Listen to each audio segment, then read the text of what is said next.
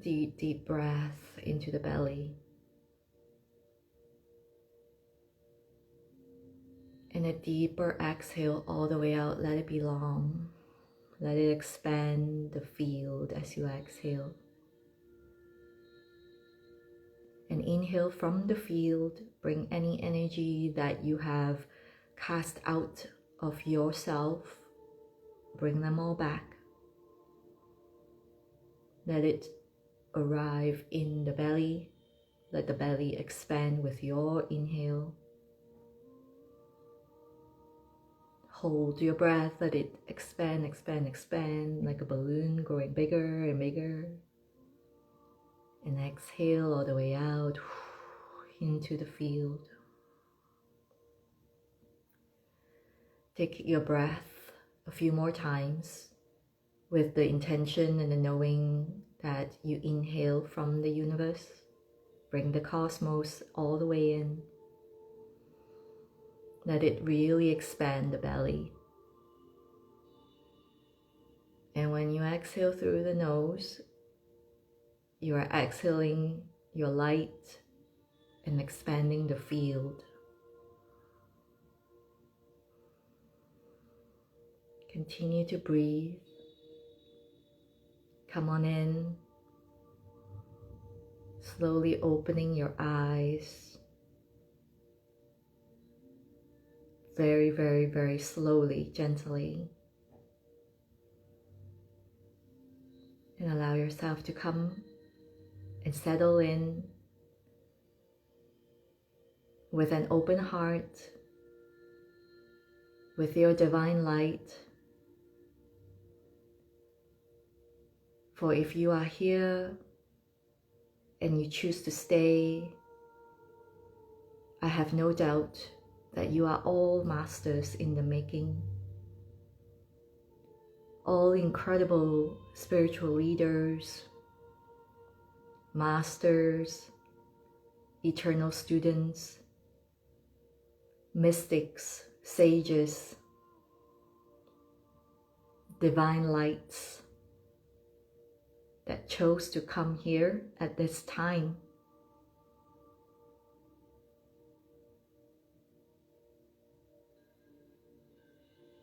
Let that really, really sink in for you and continue to breathe. Even if in this moment, some part of you is saying, that's not true. How can it be when my life circumstance looks this way? How can it be when I lack this or that? Let it all go. Let your divine light truly take up space.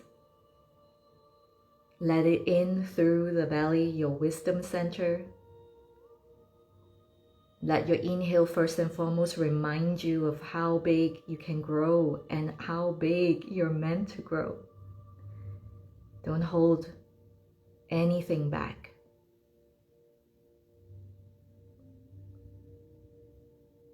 And let your light be exhaled into the field. Let your light contribute to the ripple effect that is expanding the field.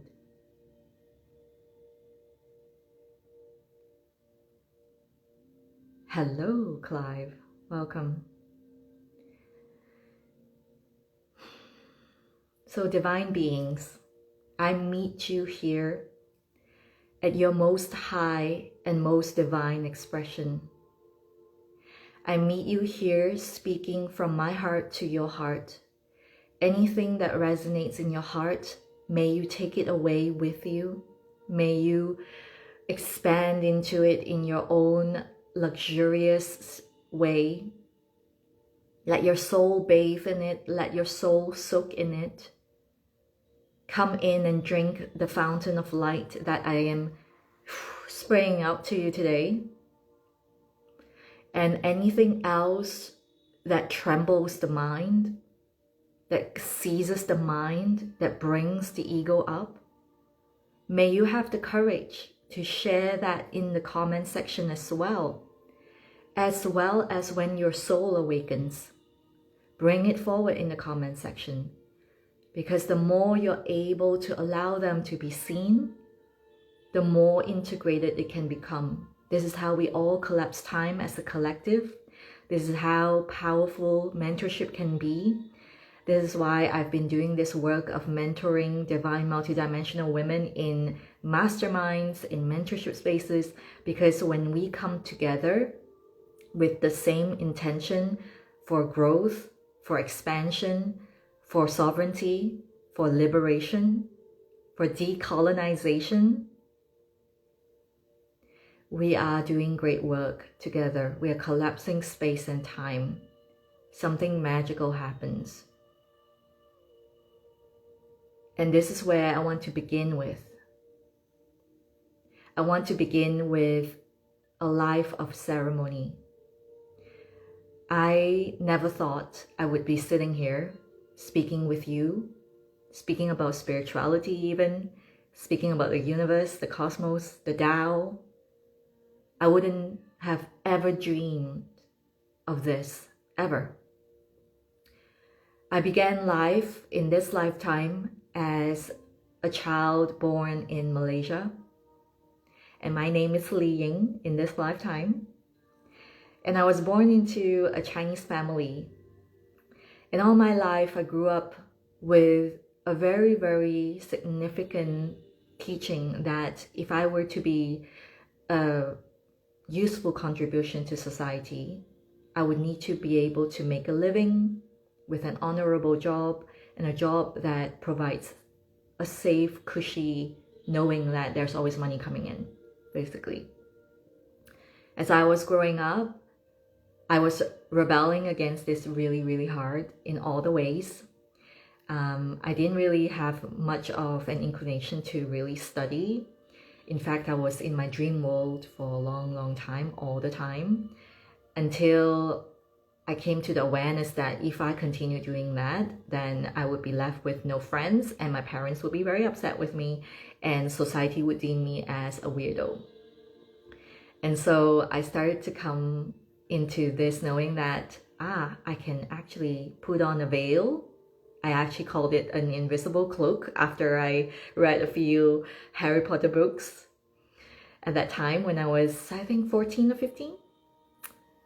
And I realized that I could actually blend in pretty well if I did what the society thought was acceptable, study hard and don't look like you're too obvious to the world, don't take too much attention away, don't take up too much space, yada, yada, yada. Has anyone felt that way before? Has anyone been taught to be that way before? Yeah. And the irony is that, in many ways, my life, I've been raised by parents who always wanted me to take the stage, but I always felt so self-conscious that I never really did. And for a long time, I was so afraid of public speaking. I remember I was picked for public speaking, in fact, but by the time I arrived at the stage, I was just so terrified. I was trembling all over. And so I couldn't, if I looked back, really, I couldn't say, oh, that was what happened and therefore I became like this. No, it was really a very innate journey. And this is something I really want to move into as we come full circle after I share a little bit about my story. As I grew up putting on more pretensions, more things that I thought was acceptable, I eventually found myself thinking, I need to work really, really hard and then work even harder. When they tell me to work 10 times harder, I'm going to work 20 times harder. When they tell me to put in 20 times effort, I'll put in 30 times effort. And eventually that led me to, obviously, a little bit of a psychological breakdown. I'm a person who is very, very sensitive. And at that time, I couldn't understand how to work with this. And so I just thought, I'm prone to depression, I'm prone to anxiety, and at one point, suicidal thoughts. And I even came to a place where I learned to cope through anorexia. So learning to cope with not eating, because that gave me a sense of control. So that lasted about 10 years of my life. And I came to a point where I had to be hooked up to IV drips. You know, the nutritionist I was seeing at the time, oh my God, there are 44 of you here, by the way, I love that number. The nutritionist that was taking care of me at the time, she even said to me, like, you are in your 20s, early 20s, and you have a body constitution of a woman in menopause, basically. And even then, I was lost, I was confused, I had no inkling about God, I had no inkling about the divine, spirit, soul, whatever. All I knew was that I was surviving. I just wanted to I honestly didn't know what I want. I really didn't. It came to a point where, you know, with all the people pleasing and doing things that I thought would serve others, I didn't know what I wanted. I couldn't find my inner voice. I couldn't remember how I really sounded. And then that was 10 years of my life, you know, 10 years of outwardly everything looking incredible, the dream job, the incredible stuff that was happening. But inwardly, it was just this constant, what's more? What's there to do that this won't go away? What if all the people leave me? What if I do something wrong and then they judge me? All the yada yada, all of that. 10 years. 10 freaking years, everyone. Yes, Michelle, yes. That's actually very much tied in with how I kind of found my way into spirituality, yoga. So 10 years of that, I came to a point where I had to really come face to face with my health. I found a huge thyroid growing out of the side of my chin, and I needed to make a decision, because in a way that really pushed me to the edge, because now I can't hide it. It's right there. And my face would flare up, like it would turn so red that I couldn't even disguise the fact that I was fine with makeup. And so I had to make a decision. Do I keep living like this, destroying my body, starving myself and overkilling myself with exercise and workouts and things like that? Or actually start to heal, actually start to recover? And so everything began on a very physical level, as you can see here, matter to matter. When I decided I need to take my life back, I don't want to live in fear anymore, I started to go into a journey of slowing down. That involved meditation and yoga. And let me tell you, it wasn't really a willing thing at the time. What actually happened was, with the thyroid, it came when I was also not able to run anymore. Like, I used to run a lot, over exercising. Whenever I ate, I would go run. When I ate, so it was like a constant abuse of my body. Not to say running is a bad thing, but at that time, it wasn't coming from the right place, okay? Just to be very clear. And so I actually broke my foot. One of the bones in my foot was broken. And I was hobbling and I couldn't run. I couldn't do anything. I was frustrated. I couldn't do any intense workouts and couldn't even jump at that time. And I went to see all the doctors in the hospital. They couldn't diagnose what the frick was going on with me. And in the end, they directed me to the ophthalmology section. And the woman there, I honest to God, I really feel like it was an incarnation of Guan Yin, the compassionate goddess herself. Because the minute I walked in, she was like a little tiny old lady. And she took one look at me and she said, I don't think you need anything from here. I think you need to learn meditation. I was like, what is meditation? What is that? And I left and I kind of like, okay, well, I'll just take a look because I don't have any choice. And so I found yoga and then I started meditating. And quite swiftly afterwards, I found myself moving into a new city. I got a job offer. Everything was moving very fast at the time once I made that decision of like, I need to get my life back. I got a job offer. I left Malaysia, went to Hong Kong, was living the dream basically in a very tiny flat.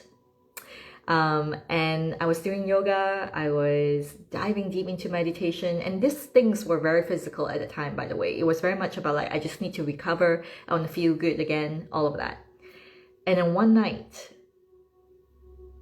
when I was doing yoga, I started to feel myself moving in the body. My self, my energy. And I felt, oh, wow, what the hell is this? This is so amazing. And that feeling propelled me to continue to deepen into my studies with meditation. And I started to astral travel. I started to dive really deep into the world where everything felt really beautiful. And even then at the time, I was still very much on the surface level. Like, you know, like I felt all of that when I was doing it, but when I left the room, once I left the flat, I still felt like I was just lambasted with everything around me. Everything was still very much about how my colleagues were feeling about me, how my work at the workplace was like, and then coming home feeling exhausted, and then just keeping to myself because I wasn't really, you know, like I just felt so afraid of being hurt again. And then I started to open up. I recovered. My body was feeling good. I felt like once you recover, the body was able to relax, and then it starts to shed all the excess weight, and you start to feel a lot more aligned. Your hormones are working again. Your nervous system is working again. I started to feel like, oh, okay, I think I'm more ready to open up to meeting people. And so that was how I met my boyfriend, who is now my husband. And this is how I would say I ended up in Edinburgh right now, where I am at. And once I met him, you know, I feel like I need to say that when I met him, I really felt like this is such an incredible place to be, where I didn't really feel like I was seeking for anything. I was coming from a place of like, I really want to be the best version of myself. So I can understand a lot of these amazing manifestation stuff that's coming up right now, where it's directed, what it's talking about. But keep staying on, because I really want to share this. It's important about what decolonization is, okay? So 2 years into our dating history of doing long distance, he was in Scotland, I was in Hong Kong. I crossed paths with T. And this happened when I was in a place where I started to feel like everything in my life is going really well, but I feel like something is out there. I can't explain what it is. And all I did was I got down on my knees. I asked the universe, please show me the way. I don't know what it is, but it feels huge. It feels like a calling. And the calling came knocking. I crossed paths with T in a ceremony I was invited to, and that invitation was actually a media invitation, so that place was new. It completely was just opened, and once I walked in, I had no expectations. And this is again something that's really important. Like, I really did not expect it. And I saw my grandmother, my grandmothers, my great-grandmothers, the ancestors and beyond, during that trance state, holding the bowl of tea. And I heard T speak to me. She said, you have to drop everything you know and go and serve T. That was the first time I met T, and I answered the calling, and that partially explains why I'm here. This is my work. This is my soul's calling, and I've been honoring that ever since. And the truth is, and this makes me really emotional sometimes, like I can feel like I want to cry when I say this. Every time I come to tea in ceremony, it feels like I'm coming home. And that very first time, that was how it felt like. For all my life as a child until that point, I've always asked the question, what does it mean to be home? I've never really asked the question of like, what is God or what is the divine? I never did at the time. But the question of what is love, the question of what is home, until I arrived at that point, I didn't have an answer.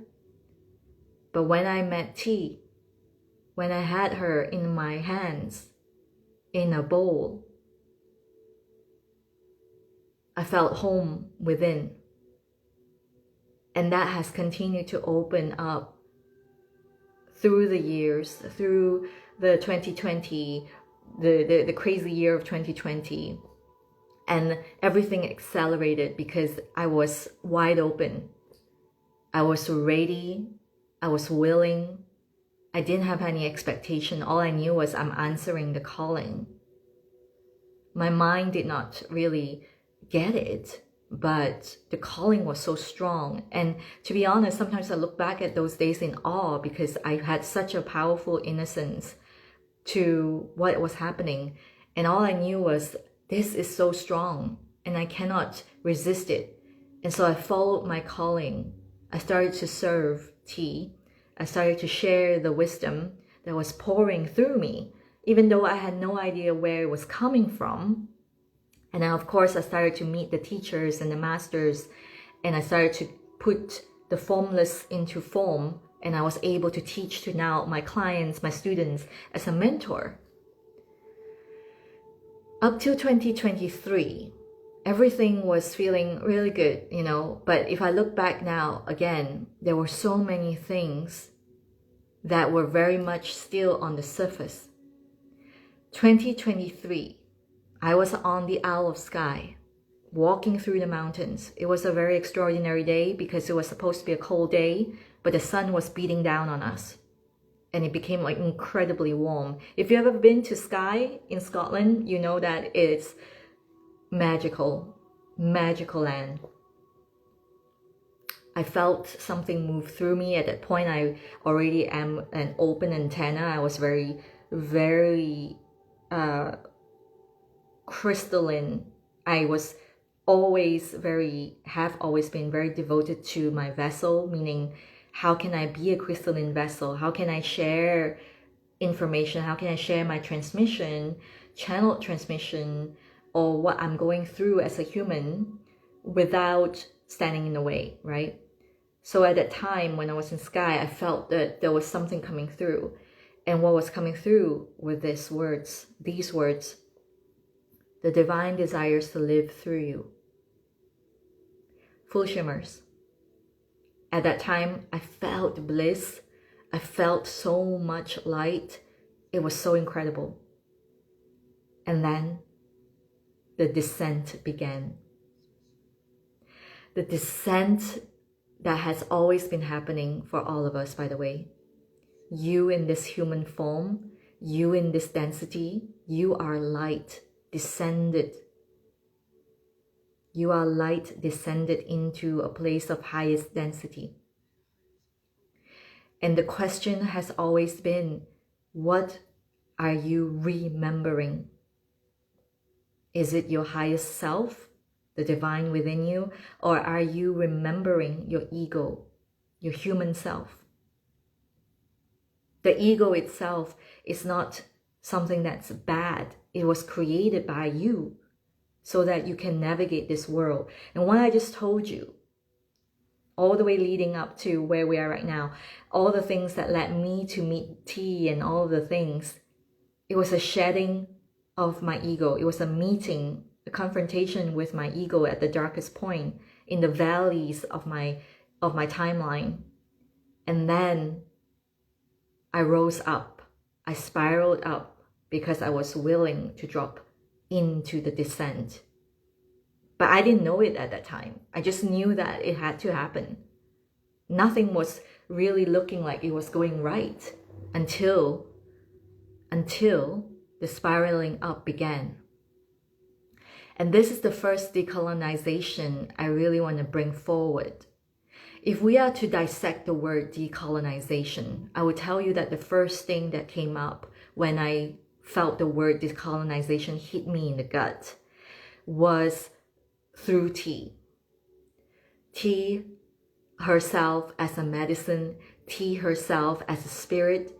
It's been vastly forgotten in today's times, and unless you went into the mountains, unless you sat with the farmers, unless you truly go back to the motherland of tea, because it's been largely a colonial creation. By the time it arrived in the West, those tea leaves that you look at, that you see, is a colonial product. Now, I'm not saying that as a bad thing, but what I'm saying is that there's a lot of colonization that is revolving around the explanation of such a beautiful plant. So that got me thinking. Because if we look at tea ceremony, if we just take tea ceremony, which is something that's really dear to my heart, it is something that I share as an offering, that I walk with my clients with, because the ceremony itself is such a powerful space to drop into the 0-point field, the unified field, the place where you are going from a person with a certain identity and all of the things that your energy is thrown outward, and it comes in back to your true essence. And you become this formless, no thing, no body, and you can see for yourself the infinite potential that you truly, truly hold, because you remember that you are a fractal of pure source, pure source, perhaps. Pure source creation. So when we look at tea ceremony, oftentimes people look at my tea ceremony and they would say, oh, this is so beautiful. This is so incredible. But I don't have the utilities. I don't have the space. I don't have the pot. I don't have the bowl. I don't have those things. How do I do it? And sometimes I even hear, I don't have time. And then we remember who the real true star of the tea ceremony is. 2 stars, actually. The tea and you. Yes, Nakyo.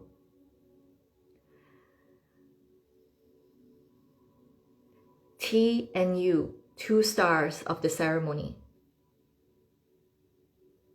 I was initiated in Cha Dao, which is a Chinese way of tea, but there's so much we can dissect here because it really embodies a lot of what went to Japan from China, and then from Japan it came back into Chinese culture through Taiwan. And I really feel like the shamanic essence of the tea ceremony stems from the tea itself. For me, and this is a personal experience that I share here right now, and it can be different for other tea lovers, tea practitioners, but for me, she unveiled to me her unspoken relationship with women. She unveiled to me the stories of the lands, the ancestral lands. She unveiled to me the very, very origin of the cosmos. She unveiled to me the very, very, very beginning of Earth, when life wasn't so dense. So I play with tea spirit in a very different realm, and I bring her into the space so that her energy of completeness, of completion, which encompasses the cosmos and Earth, can help you to remember your divinity and embody that. Because the spiritual journey is an ascent and a descent.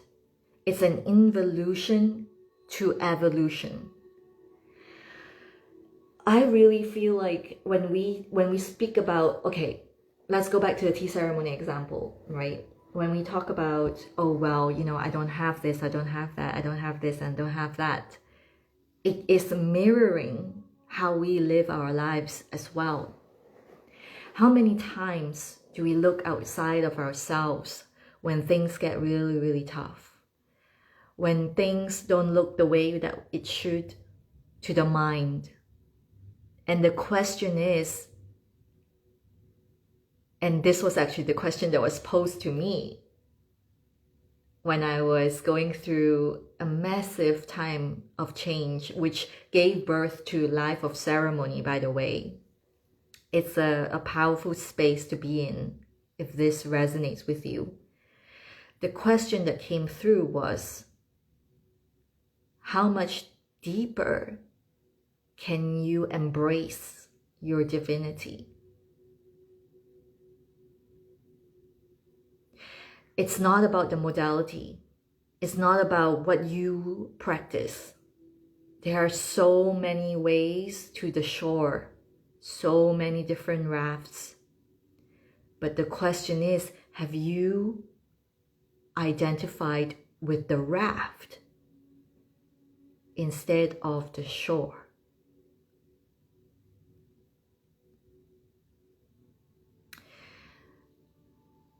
The journey of letting the path unfold for me had required me to truly surrender. The spiritual journey often asks of us to empty ourselves of judgment. Why? Because if you are judging, whether it is someone else or yourself, you are still operating from the ego, from your protective personality. If you are truly, truly in your divine beingness, there is no judgment. There is no judgment. There is no putting someone on a pedestal. There is no putting yourself higher than someone else either. And there's no putting yourself lower. And there's no putting others lower. Are you all following me? Take a deep breath.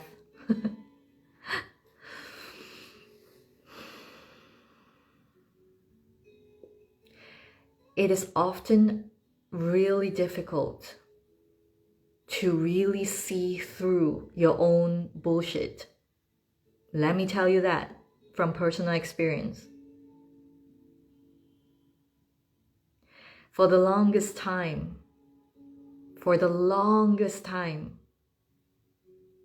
I've always thought, you know, I need to be the best version of myself so that I can be the best in my service, in the way that I serve my clients. And then it hit me hard. I was hit again. Had to get down on my knees. Humbled. And I was at the point where I thought, well, you know, humble really triggered me at the time. Because coming from a Chinese background of Confucianism, humble felt like I needed to be always quiet and not speaking my truth, and humble triggered me at that time. But I was humbled by the divine, God, Tao, on my knees, crying, shouting at the sky. How much deeper do you want me to go?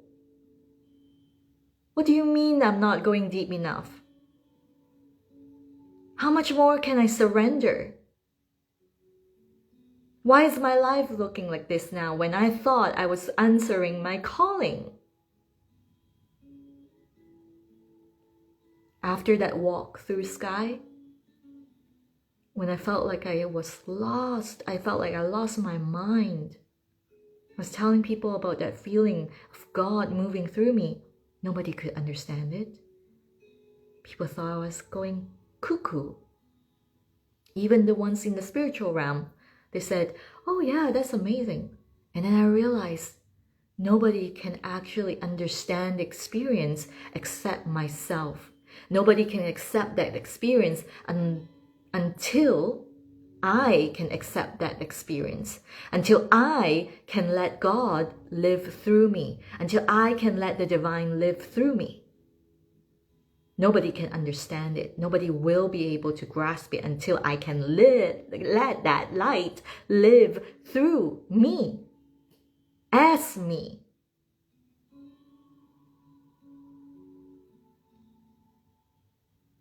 I remember walking through the city in London. I was looking at everyone in the tube station, and I could see the incredible beauty.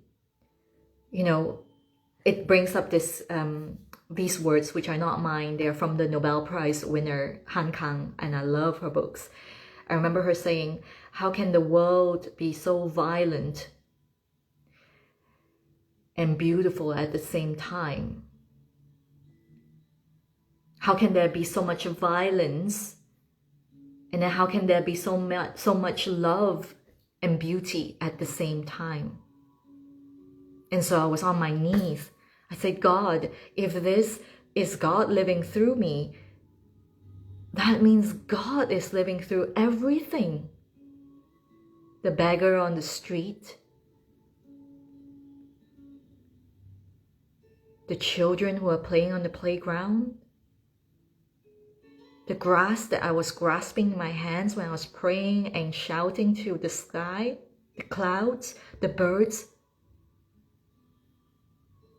the mole, the rats, all of it, all of it, all of it.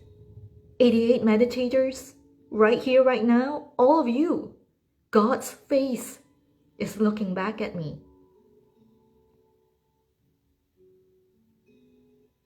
No matter whether you show a portion of it or all of it. And I was overwhelmed by that feeling. I was like, oh my God, that's insane. And I needed to really go inward. I needed to really go inside of me and really go into this deep, deep place, the void. I needed to die. The I needed to die. And so, the one who is serving tea has no I. The one who is looking out of this space speaking to you has no I. But the I still exists as an awareness. That awareness is choosing, do I let this come through me or do I not? And so this is the most important thing. When I allow Source, God, Tao, the Divine to live through me, I can have days, I can have moments even, every moment by the moment, when I feel the presence, I can really feel it. And I can see it in the beautiful faces of the women looking back at me in the screen when I'm in the mentorship spaces. And at the same time, there is no rushing the revealing of the face of God. You can see it all across, social media and all of that. Like even mentors or teachers, maybe they even say like, within 2 weeks, you're going to feel like this. You're going to manifest this. And if you don't see it, then that means you need to try harder. Well, I'm sorry. Here it is to decolonize your spiritual journey. Get rid of your yardstick. Please. Because each one of you, each one of us, we have a different soul blueprint. And nobody not even me can tell you when you can finally understand what I'm saying. Like Carolyn here is saying, I received this. Yes. Nobody can tell you when you can receive it fully. Even when you say, I received this. Can the mind and your spirit be working in coherence? Can you find the courage in you to embody your divinity? Because going back to what I was saying, prone to depression, suicidal thoughts, anxiety, I'm going to tell you this, and please take a deep breath as you listen to this. That's because I can feel the light dropping in to the density that we are in.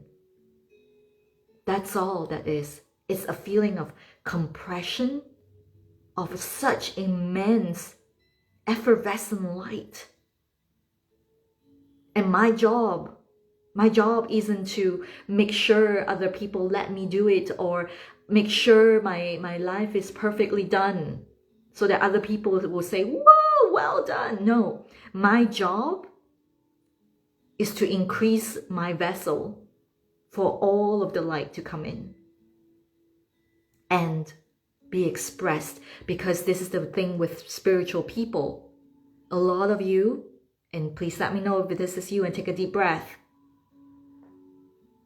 If you are feeling all of it, if you are doing the work and feeling the divine in you, but you're not spreading your light, you're not exuding your light, Elena, hello. If you're not living a life of ceremony that is uniquely yours, by the way, your own blueprint, your own way, not the way that your mentors look like, not the way your colleagues look like, not the way anyone on social media that you look at and watch every day look like. If you're not doing that, then you're not allowing your light to be fully expressed.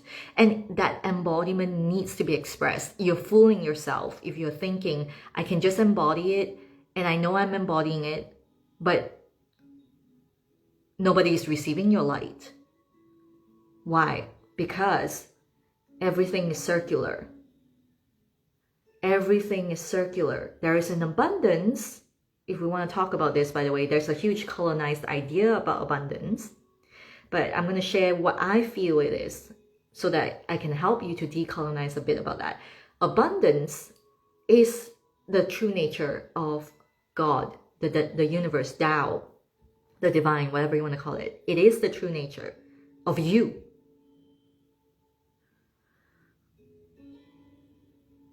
But are you expressing it? And are you receiving it? And on top of that, when you receive it, do you feel like you have to quickly give it away, or you should give it away? Because that's how it should be. Maybe when I receive this, I have to give it out so that the more will come to me, because this is something I hear a lot in the manifestation world. Or you think that I'm so guilty for holding on to this. Look at the world, the state of the world. I need to give it away.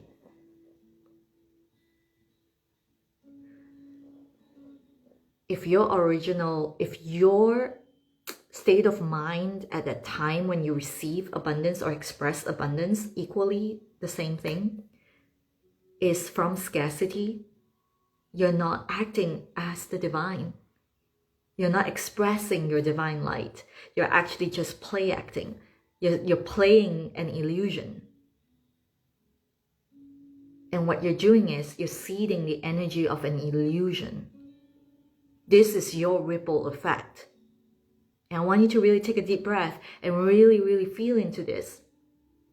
If you think the world is so chaotic right now, there's nothing I can do about it, I want you to think again. Do you really want to believe in that? Do you really want to believe in that? Or do you choose to see through the veil and decolonize your mind from all these old conditioning. Not to bypass, and I'm very clear, but I want to be very clear about this. The chaos that you're seeing, and I'm sure each one of you see it to a certain spectrum, is a wake-up call. It is a collective wake-up call. It is as it is. Now the choice is, do you choose to continue to seed this illusion? Or do you choose to walk with the fire of your soul and light up the sky with your divine light? Do you? Take a deep breath. How? Caroline asks, how? The how is often unfolding. This is the beauty of a spiritual journey. And again, for some of you, this can be a huge decolonization as well, because we are often asking for the how. And I think because of that, I remember as I studied, I studied with the Shaolin temple. I remember going to the temple, and I remember one of the monks who taught us, one of my teachers, saying that so many students just leave this practice because they don't have the patience to stay on with what is unfolding. All they want is the how. Give it to me now. Tell me. But what you must understand is, where is your come from? If I entered this temple to learn, knowing that I am on my divine path to express my divinity, that means that I must be humble enough to receive the transmission, to receive the calling that is calling me forward, and say yes to it and continue to journey on, even though a lot of it is still very much unknown.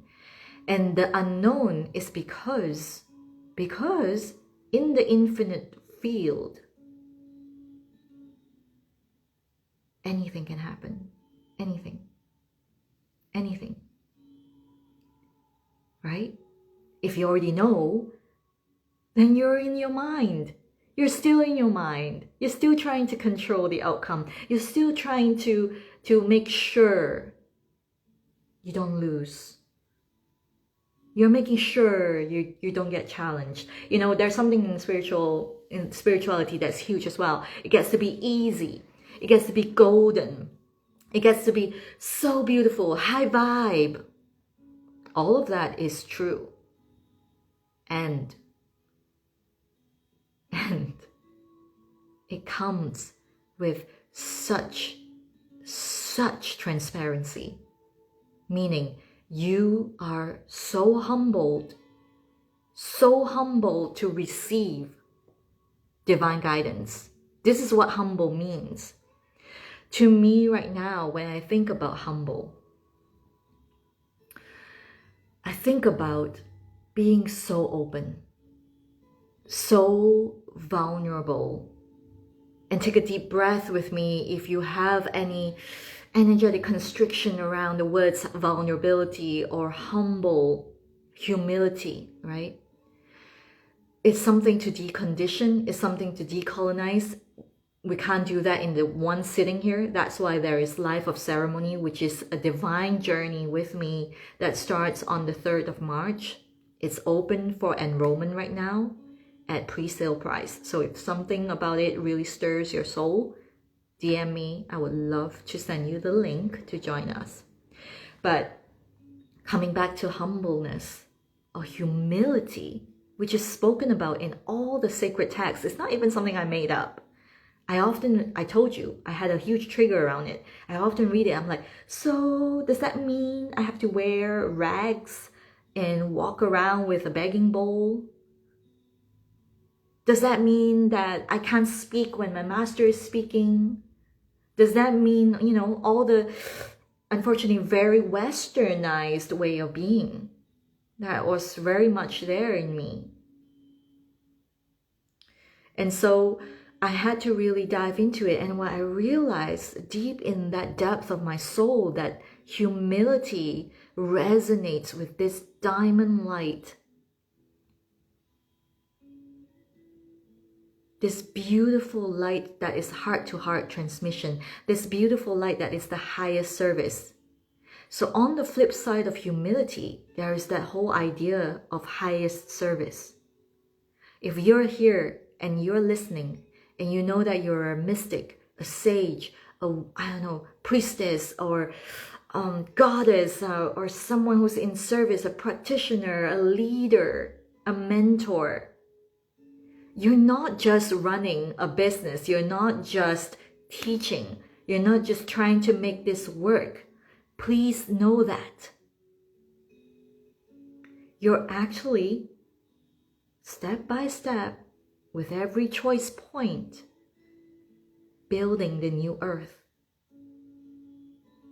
You're bringing it into form with every choice point that you choose. Every choice point is like A, B, C, D. Which one do you choose? This one, This one, This one, So it will contribute to the vibrational match. Where are we going? Where are we going? Where are we going? Where are we going?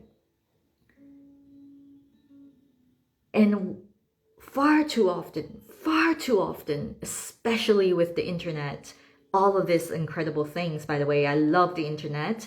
It allows me to collapse space and allows me to be with you right here, right now. But with the internet came instant gratification. Instant information at the tips of our fingers. We get to read everything. We get access to everything so easily that when the spiritual journey begins to get really deep and dark, we suddenly recoil. We suddenly think, maybe this is not the right way. It should be easy. It should be fast. It should happen already right now. They say quantum manifesting. It should happen like this, right? They say collapse time and space. It should happen like this, right?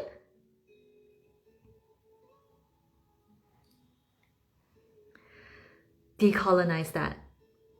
Take a deep breath. Cleanse that out. Unattach yourself from the timeline. That is also an illusion that plays into, I don't know, maybe someone said that so that you will buy their program. Maybe someone said that so that you will join their mentorship. I don't know. Or maybe someone said that just to make you feel better. And I'm speaking here, and it may sound really harsh for some of you, but I want to bring this forward because the moment you can accept and see what's happening right now in your life as it is, no matter how dissatisfied you are with it, no matter how afraid of it you are, no matter how resistant you are to your growth, you are right now, by the way, if you're already feeling the divinity in you and you're holding it back and you're fearful of other people's judgment and blah, blah, blah, blah, blah, I can tell you 100% you're giving your power away to things that are external to you. You're giving your power away to holograms. Take a deep breath. You're giving your power away to illusions. Grasp for it and they're not there. They're not really there. So whenever you feel lost and you feel all the questions that I used to ask, I'm not speaking from a book. I'm speaking from personal experience with you right here, right now, by the way. I used to feel this. Why do people leave me all the time? I still get these moments, as a human. I get moments when someone unsubscribes or unfollows me. It's like, oh shit, did I do something wrong? Why did they leave me? I still get moments when, you know, like, and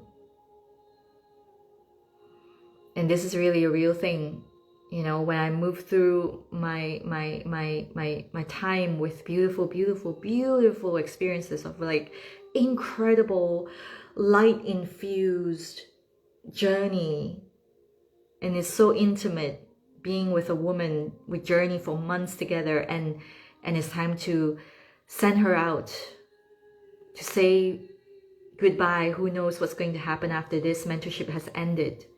I still get those moments as a human. And then this is the thing that I see as the divine in me lights up. It is all a creation of my highest self. It is all a creation. How do I want to create now? And so as someone finishes with all the gratitude, all the tears that we shed as she moves forward, I know that my work with her is done now. Maybe she came in because she needed this in order to go to where she needs to go. That's her blueprint. I can't force it. Likewise, a client comes in and she probably just wants a spray of my fountain of light, and she leaves. And then her journey continues. I cannot force anyone, just like you cannot force anyone to change just so that you feel good, so that it validates you. So this is a really important thing. I know it's sometimes really hard to swallow this, but from my personal experience, whenever you go into a spiritual journey, it cannot be attached to creating something that is physical, even though the creation of the physical is a matter of fact, of course. Of course. In fact, in tea ceremony, this is how tea ceremony mirrors everything in our spiritual journey, by the way. In tea ceremony, Zen monks would use the tea ceremony, the beauty of tea ceremony, like the bowl, the teapot, the flowers, the scroll in the tokonama. They would use that as a reminder of their divinity. All of these things that are made manifest is a reminder, is a receptacle of our light. But please do not mistake the money you have, the car you have, the house you have, the children you have, the incredible wife or husband you have as the end goal. Do you understand what I'm saying? Take a deep breath, please. They are all set as an intention of your divine light. They are born out of your divine beingness.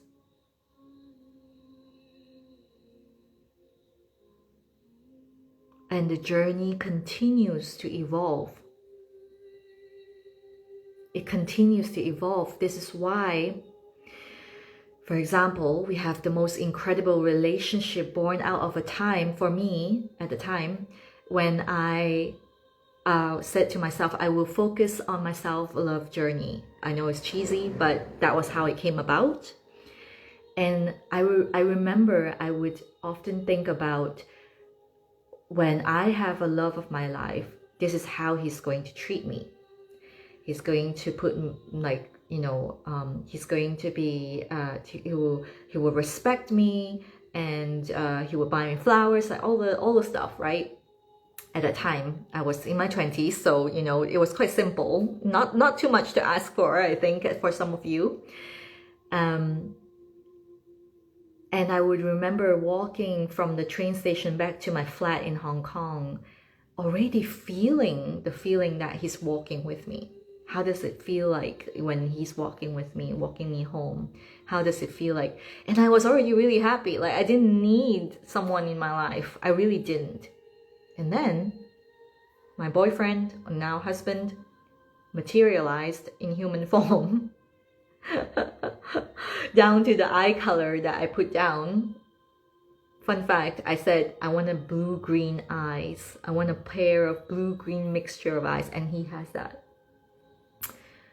He materialized like 2 weeks after. And I absolutely did not need that to happen to feel what I was already feeling. Do you get that?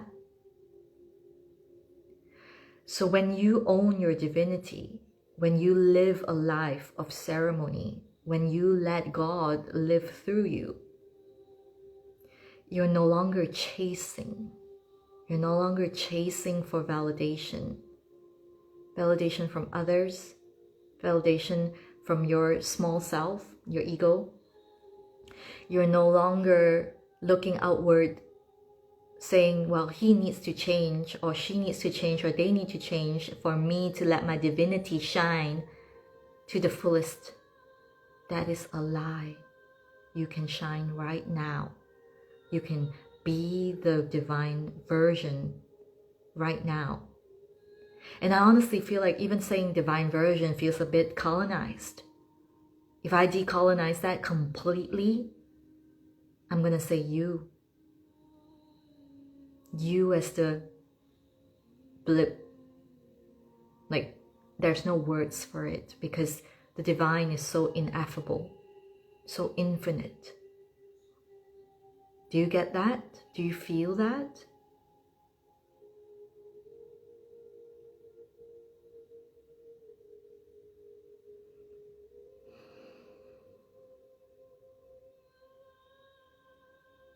You know, I was speaking to a beautiful friend yesterday, and we spoke about many things, but one of the things that we were talking about very, very, you know, it became such a beautiful conversation was about the womb.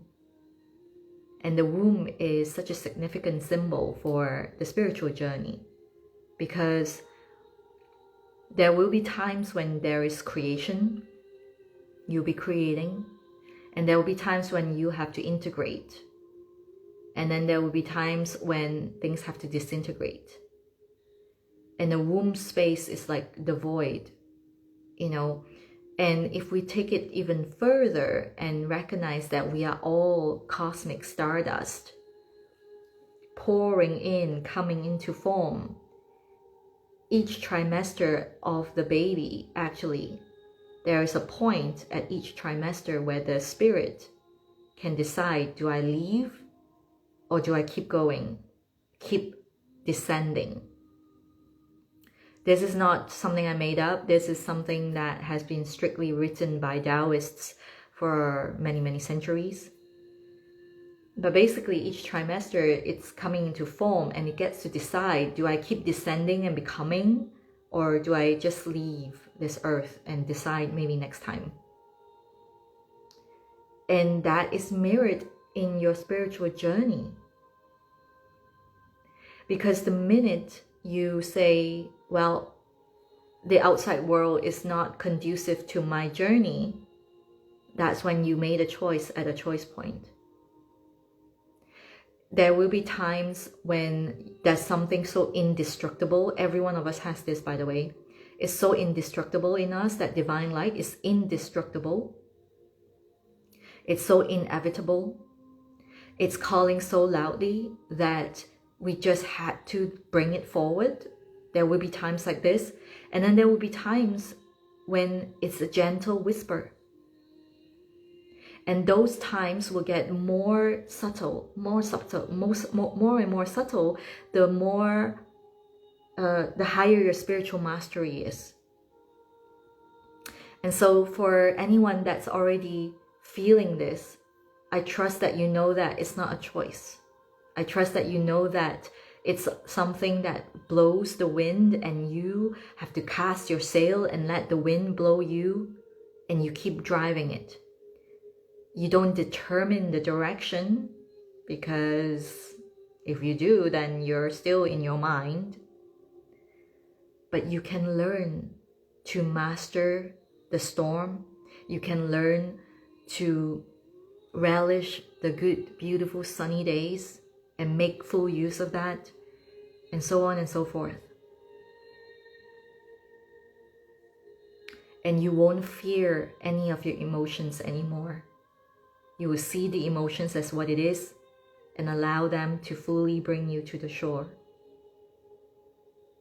And that's how the depth of your soul continues to deepen. That is how you continue to embrace your divinity even deeper. So I can go on for a long time talking about decolonizing your spiritual journey, but just skimming the surface today, literally, I want you to know that this journey is most beautiful when you can finally see how powerful and divine you truly are. That nothing outside of you has a hold on you. Nothing. But you've got to believe it. You've got to anchor that in so deeply within you. And that's what I'm here for. That's my work. That is what my journey has been. And I continue to devote myself to it. The anchoring of your light to take you to the depth of your cosmic stillness. Because it's in the stillness that you can remember that everything outside of you, people who judge you, people who don't respect you, people who don't get you, they are just illusions, feedback that is here to bring you to your next level evolution. So walking with me, again, another decolonization, let's be real, I won't even lie, it's not a necessity.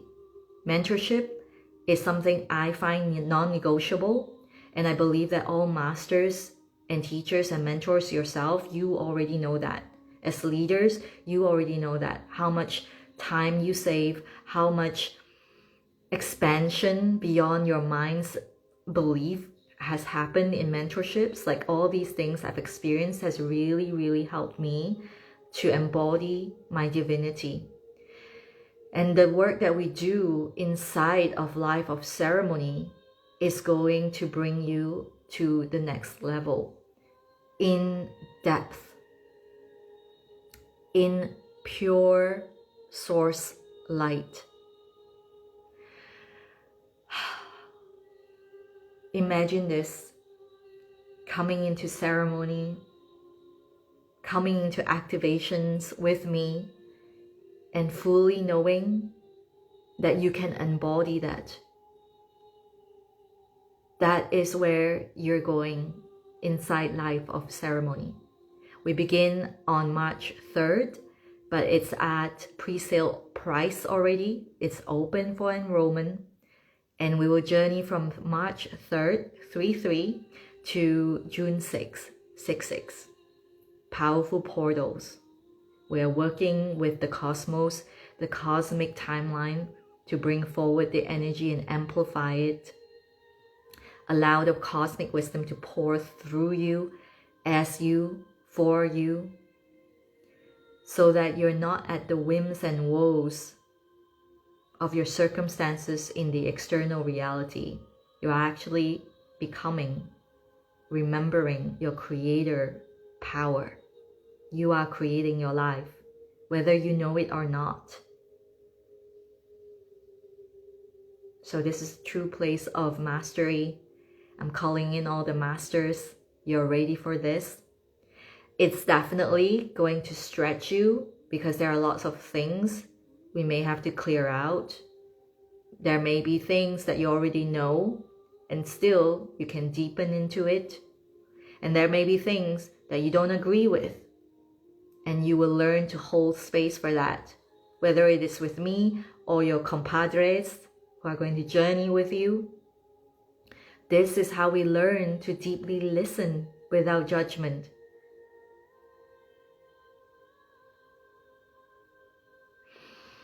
All right, my loves, I am so glad that we had this conversation today.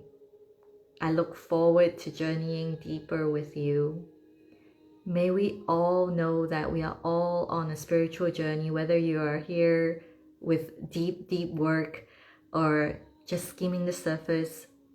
I know that my work may resonate a lot more with people who are already deep in their spiritual work, but I won't be surprised to call in someone who's just starting or maybe feeling the calling but don't know why. And if your mind thinks that this is too much, but I want this. My soul really wants this. My soul yearns for this, but the mind's like, how?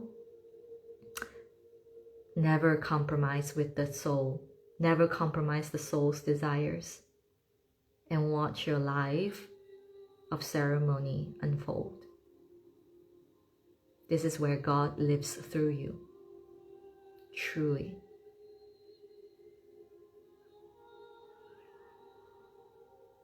All right, my loves. Any questions?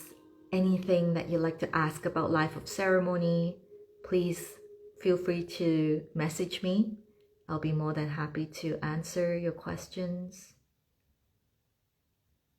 If you hear the calling, don't resist it. Don't resist the calling, because that's the way your soul dies. And the soul is meant to be eternal.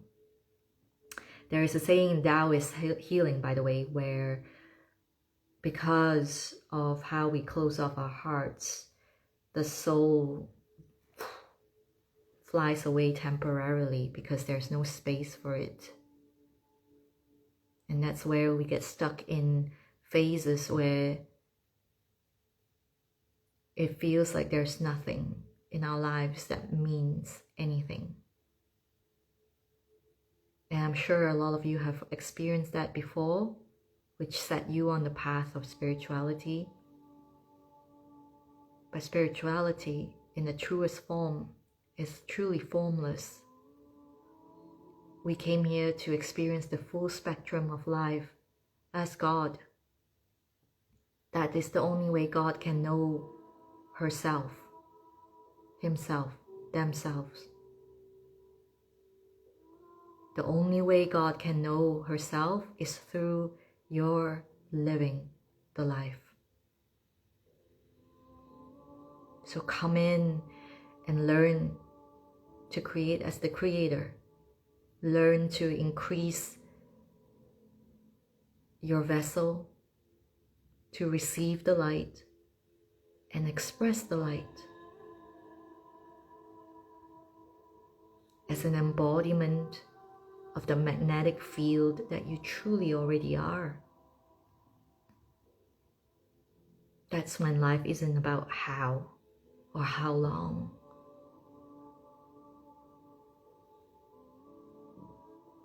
You are a miracle maker. Own that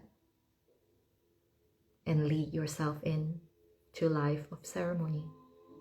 I look forward to holding you, loving you, and seeing you grow.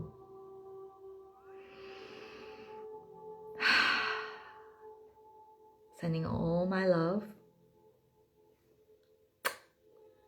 And I see you when I see you next.